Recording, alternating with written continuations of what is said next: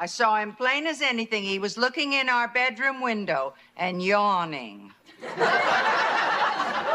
You must have been getting undressed. Ever get the feeling that TV writers in the 70s and 80s were just making stuff up on the spot? Some sitcoms weren't just shows. They were wild, strange experiments that should not have worked. We're about to dig up the forgotten shows, so weird you'll think we made them up. Just wait until you hear about the one with the talking monkey who worked for the government. 1. The Flying Nun. Well, Sister Bertrell only weighs 90 pounds, and sometimes the wind lifts her. Lifts her where? Up. But it's okay, I figured it all out. We have to kick things off with a true giant of weird sitcom ideas, a show so strange it sounds like a made-up joke. The Flying Nun starred a very young and super charming Sally Field as Sister Bertrell. She was a new nun at the Convent Santanco in Puerto Rico. She was sweet, full of energy, and as the show told us over and over, she only weighed 90 pounds. The wild part is her small size, mixed with the big, stiff, wing-like hat she wore, created the perfect conditions for flight. Whenever a strong wind came along, she would lift right off the ground. The whole point of this show, which lasted 3 seasons, was about a nun who could fly. It was not because of superpowers or a miracle, but because of the science of her hat. Each episode was about Sister Bertrell accidentally getting swept into the air and into some kind of silly adventure. This drove the other nuns crazy. The head nun, the Reverend Mother, played by Maddie Lynn Sherwood, was strict but loving. She was always trying to control the unexpected flights. She treated it less like a miracle and more like a constant airborne case of the hiccups. The special effects they used to make her fly were amazing for the 70s. Usually it was just Sally Field hanging from a very obvious crane or wires in front of a badly projected sky. It was a mind-blowing idea that somehow kept people watching for 82 episodes. This just shows how talented Sally Field was and how TV back then would try any idea, no matter how unbelievable. You thought a nun who flies was a strange premise? Well, buckle up, because our next show found laughs in a place you would never expect. A place with bars on the windows. 2. On the Rocks. I don't know how to tell you this, but there is among us a thief. Pardon me, Fuentes, but at last count there were 614 thieves in here. In the middle of the 70s, sitcoms were usually set in comfy living rooms, busy offices, or friendly bars. These were all places a normal person would know. So in 1975, the network ABC took a huge, brave risk with a comedy set in a place that was not known for laughs, a prison with low security. On the Rocks was the American version of a popular British sitcom called Porridge. The show was about a group of prisoners at the fictional Alameda prison as they tried to get through life behind bars. The main characters were a bunch of small-time bad guys, lovable losers, and grumpy old-timers. Their leader was Hector Fuentes, a Puerto Rican prisoner who had seen it all. The comedy came from them trying to run little scams to make their lives better. They were also in constant battles of wits with the mean and lazy prison guards. Mostly, they were just trying to deal with how boring prison life was. At first, it looked harmless, but the very idea of a sitcom about prisoners was mind-blowing for 1975 American TV. The show tried to find humor in a really sad place. This idea was way ahead of its time and made the people in charge of the network very nervous. It walked a fine line between silly jokes and dark humor. Some critics loved it for its brave idea and smart writing, but it made most people watching at home feel weird. The idea of laughing at men in prison was just too much for many. The show was canceled after only 1 season. It remains a fascinating, forgotten experiment that pushed the limits of what a sitcom could be. Finding humor in prison was a bold move. But our next show made an even stranger choice for its leading man. He was not a criminal. He was not even human. Moondrum Murder Smith. Mr. Smith, I've been in gambling casinos An elephant in a tannoir wouldn't get a second glance. Wait a minute. If you thought a show about an alien puppet who ate cats was weird, get ready for this. The idea behind Mr. Smith is so deeply, totally strange, it sounds like a dare. A scientist is working with an orangutan named Cha-Cha. Through his experiments, which involved a special drink and a brain-boosting machine, he finds out that Cha-Cha has a genius-level IQ of 256. More importantly, he can talk. The orangutan, who now wants to be called Mr. Smith, quickly becomes a star. He is thoughtful, speaks well, and has a simple, logical wisdom that cuts through human problems. You will not believe what happened next. Mr. Smith becomes so famous for his smarts and common-sense answers to big problems that he is brought to Washington, D.C. He gets a job as a political helper and a consultant for a national group of thinkers. That is right. This was a weekly sitcom about a talking orangutan in a fancy suit solving America's political problems. The show featured Mr. Smith, who was brought to life with a mix of a real orangutan for movement and a puppet head for the talking parts. He would give wise advice to clumsy, dishonest politicians. In a normal episode, a stuffy senator would be struggling with a complicated trade deal. Mr. Smith, after peeling a banana, would point out a simple, smart solution that fixed everything. This would embarrass the senator and impress a diplomat from another country. The show was a huge gamble that failed to find an audience. It was too strange to be a political show and too talky for a family show. It was canceled after just 13 episodes, and its mind-blowing idea of an ape guiding national policy has been almost completely forgotten. An Ape in Washington is one way to shake things up. But the next show on our list shook things up by telling a classic love story, and then having no idea what to do next. Angie. Are you late?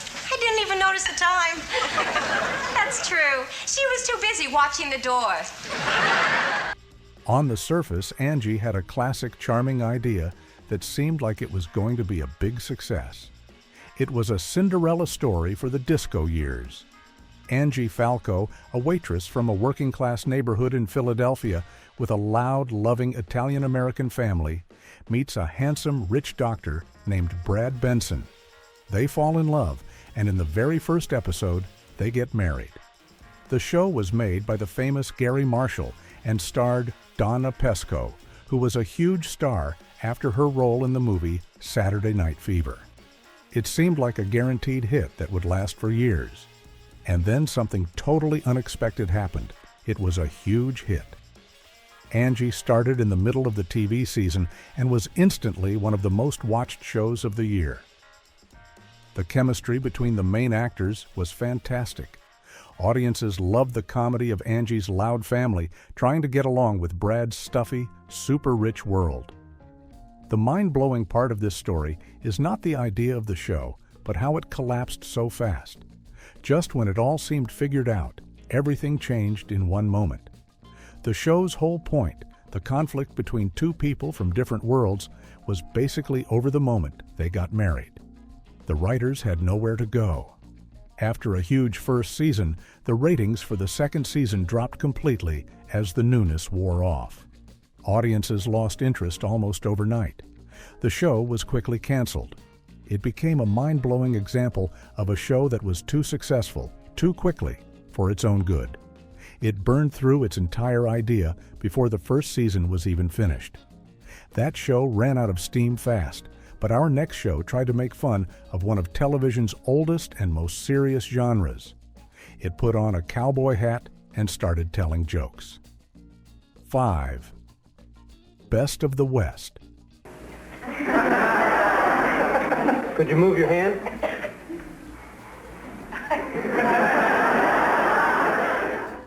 The Western was one of television's most popular types of shows. For many years, shows like Gunsmoke and Bonanza were the definition of heroic, serious television with quiet heroes and big shootouts.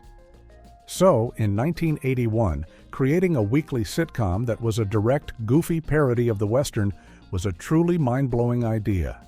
Best of the West was that show. It was about Sam Best, a soldier from the Civil War and a clumsy man who hated violence. He moves his family out west. Through a series of mistakes, he accidentally gets a reputation as a deadly gunslinger and is made the sheriff of a small, messy town called Copper Creek. Sam was the exact opposite of the typical Western hero. He was clumsy, bad with a gun, and liked to solve problems by talking. This really frustrated the townspeople who were used to a more violent way of getting justice. He was joined by his sassy Southern wife, Elvira, and his smart-mouthed son, Daniel. The show's main bad guy was the town's powerful and corrupt saloon owner, Parker Tillman, played with brilliant evilness by Leonard Fry. The show was a clever, gentle spoof of Western movie cliches. It felt like a family-friendly version of the movie Blazing Saddles. Critics liked it for its smart writing and gentle humor, but it never found a big audience. It was canceled after one season, but remains a forgotten gem. It was a mind-blowing attempt to bring Mel Brooks-style parody to regular TV. Making fun of a whole genre is one thing, but our next show was so strange because of a decision by the network. They took a perfect recipe for a hit show and decided to remove two of the main ingredients. 6. The Ropers. Sounds as good as ever. Did somebody step on the dog? The mind-blowing thing about The Ropers is not its idea, which was pretty standard for a sitcom. It is the totally confusing network decision that led to it being created. This move damaged one of the biggest hit shows on television. Stanley and Helen Roper were the beloved, always arguing, and romantically frustrated landlords on the show Three's Company. They were the perfect supporting characters, the grumpy older generation reacting to the wild singles living upstairs. Their relationship was a key part of the show's comedy. Here is where it all takes a sharp turn. A network boss, in a moment of pure ratings-driven craziness, decided these two characters could carry their own show.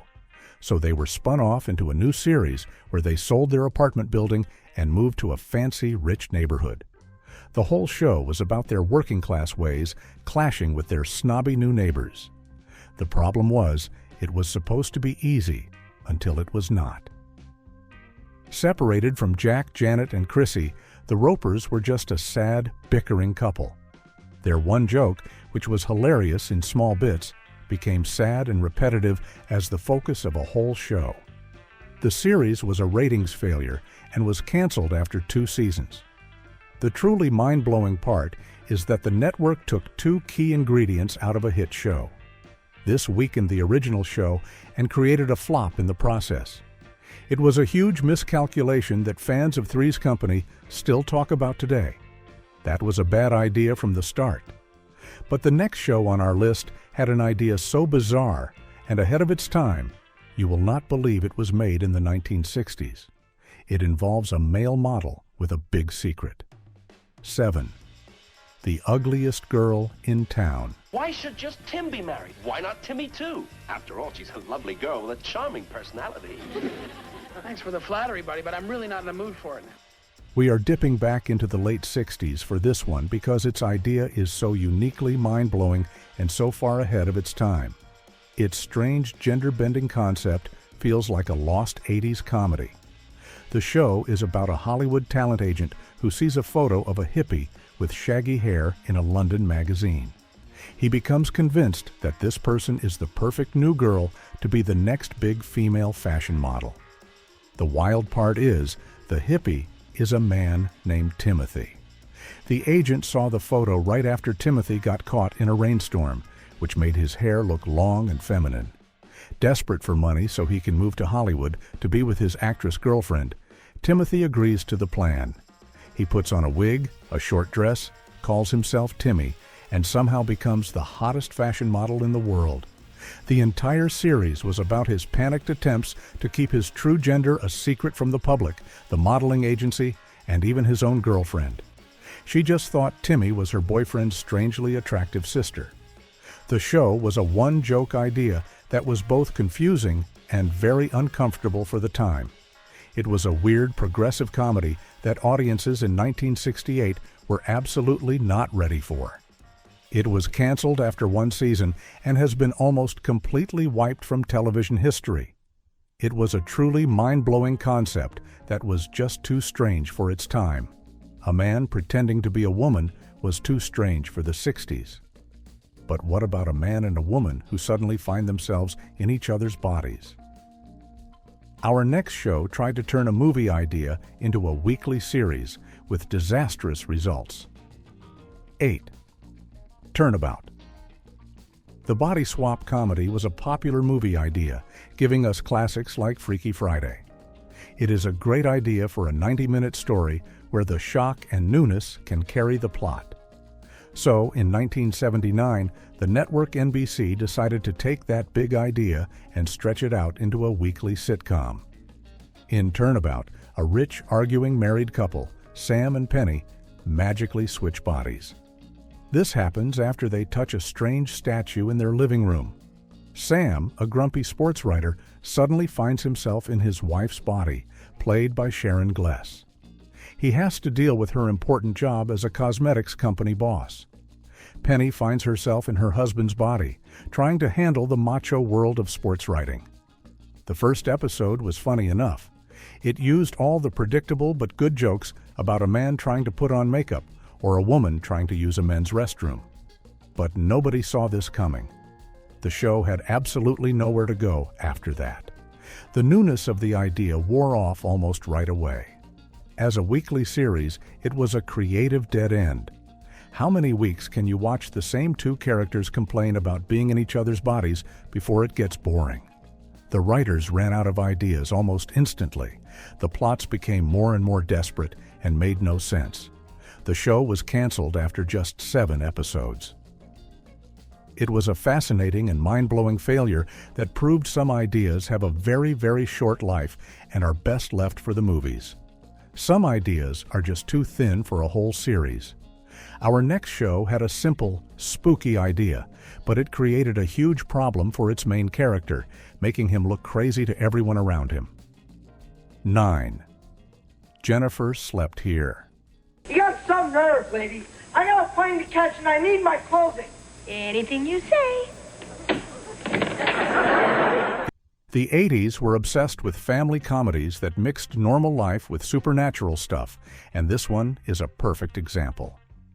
The show was about the ghost of a glamorous movie star from Hollywood's golden age, Jennifer Farrell.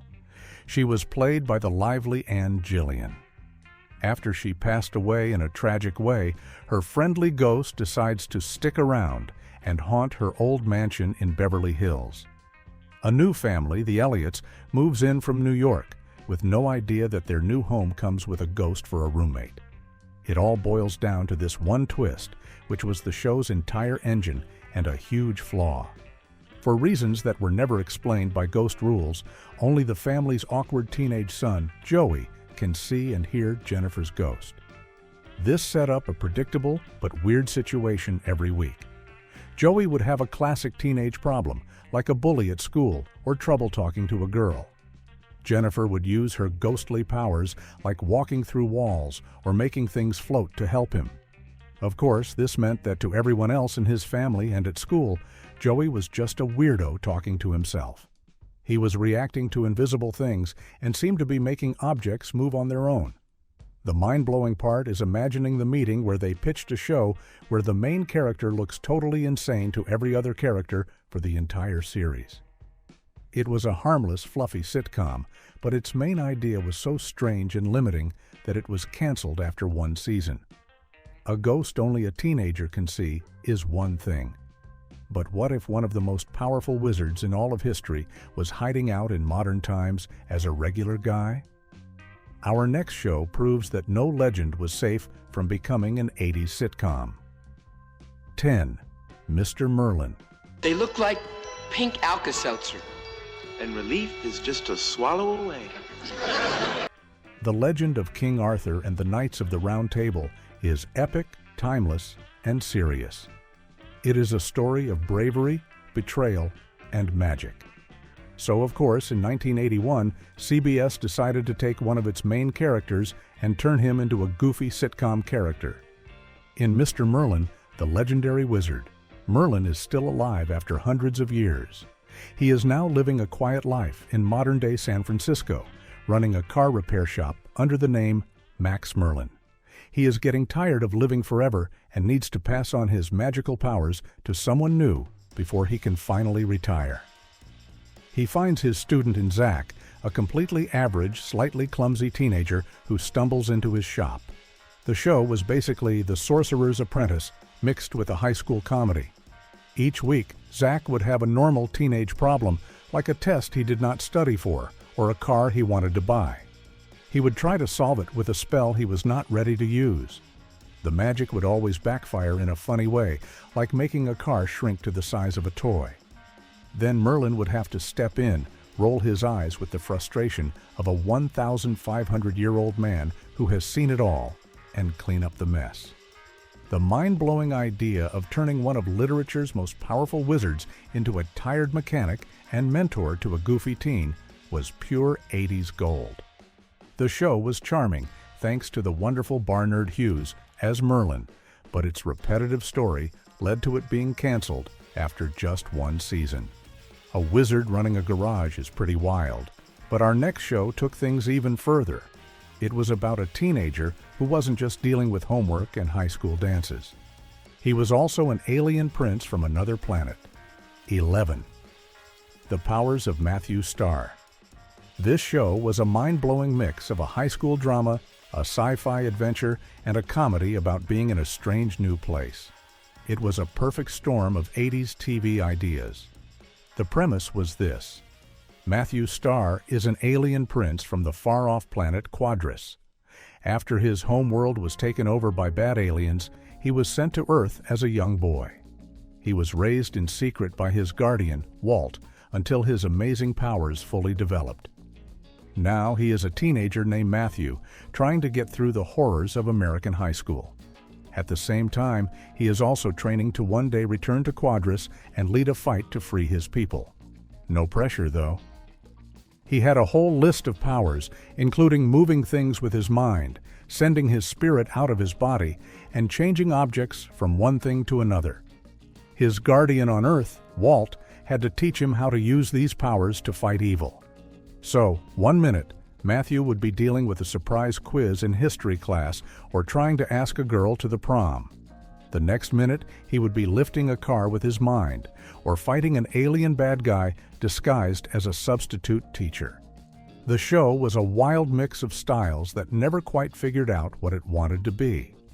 It had the action of a sci-fi show, but the feel of a light-hearted teen drama. The wild part is that the show's star, Peter Barton, was badly burned in a special effects accident during filming. The production had to be stopped for months.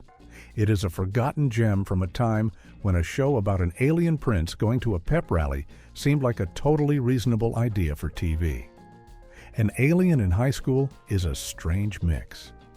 But get ready for what might be the strangest, most wonderfully ridiculous show ever made. It's about a man who could become something else entirely. 12th. Manimal. Maybe we should call the police.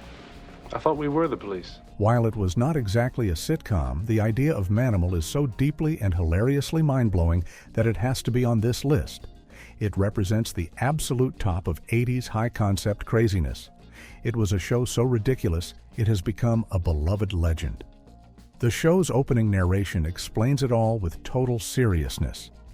Dr. Jonathan Chase, wealthy, young, handsome, a man with the brightest of futures, a man with the darkest of pasts. From Africa's deepest jungles to civilization's highest peaks, he is the master of the secrets that divide man from animal. He is Manimal. The show was about a British crime professor at a university who had the magic ability to transform into any animal he chose. He would use this power to help the police solve crimes. He would turn into a hawk to spy on criminals from above, or a black panther to chase them down dark alleys. The transformation scenes, created by the legendary special effects artist Stan Winston, had glowing eyes and rippling skin effects. They were both cheesy and genuinely creepy. The truly mind-blowing part is that the show took itself completely seriously. It was played as a straight-faced crime drama.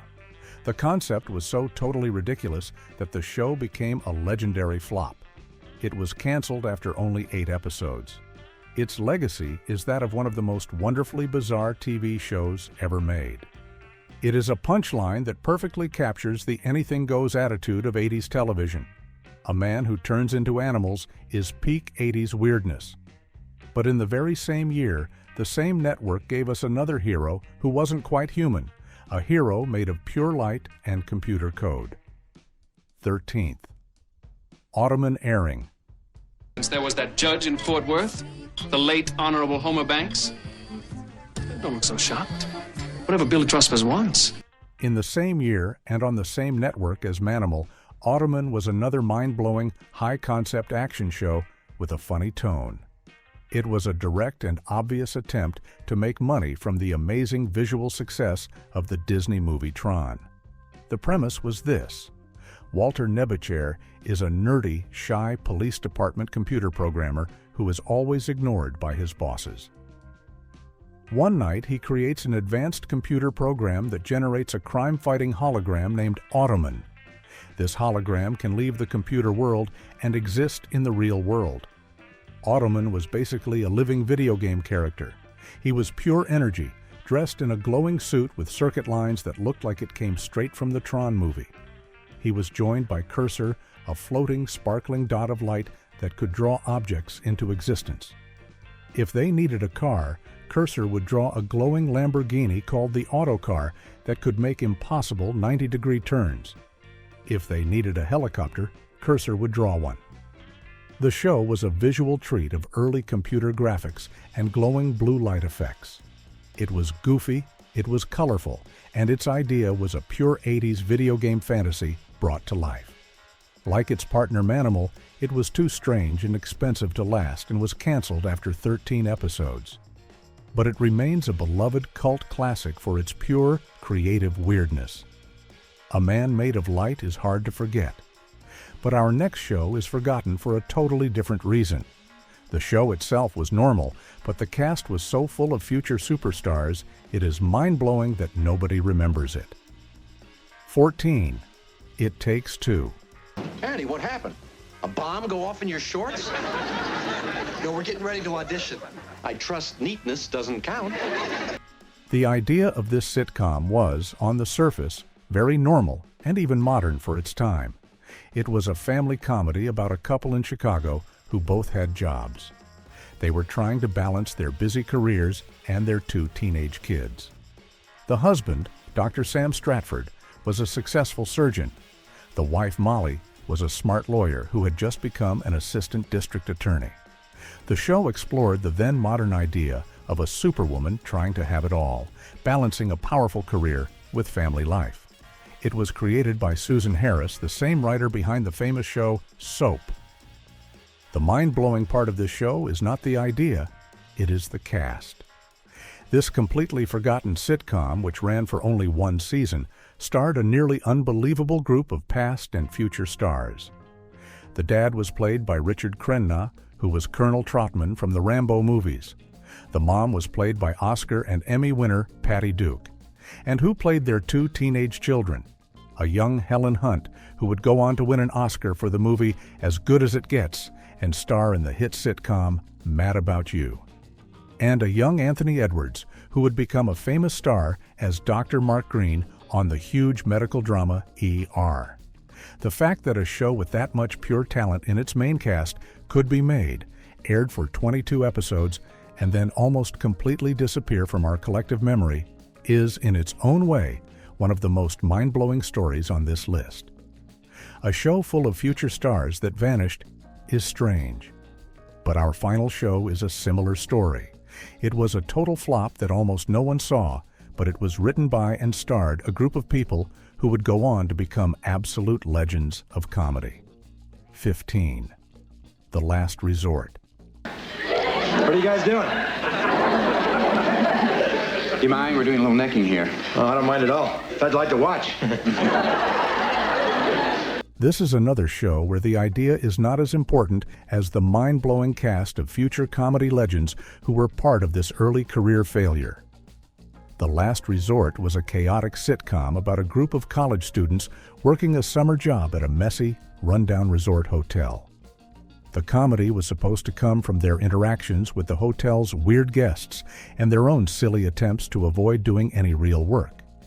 It was basically the movie's Caddyshack meets Fawlty Towers, but without the smart writing of either one. The show itself was a forgettable, wild mess that was canceled after 15 episodes. But the deeper you look, the stranger it gets. Let's look at the cast of completely unknown actors who were in this show. The students were played by a young Joe Pantoliano, who you know from The Sopranos and The Matrix. Bronson Pinchot, who would later become a huge star as Balky on Perfect Strangers, was also in it. And who was one of the writers for this forgotten flop, trying to get his start in Hollywood? A young, unknown comedian named Larry David. He would later go on to co-create Seinfeld, one of the most successful sitcoms of all time, and create and star in Curb Your Enthusiasm. The mind-blowing part is imagining a world where all of these future titans of comedy were working together on a terrible sitcom that nobody remembers. It is a fascinating before-they-were-stars time capsule of a show that was anything but a last resort for their amazing careers.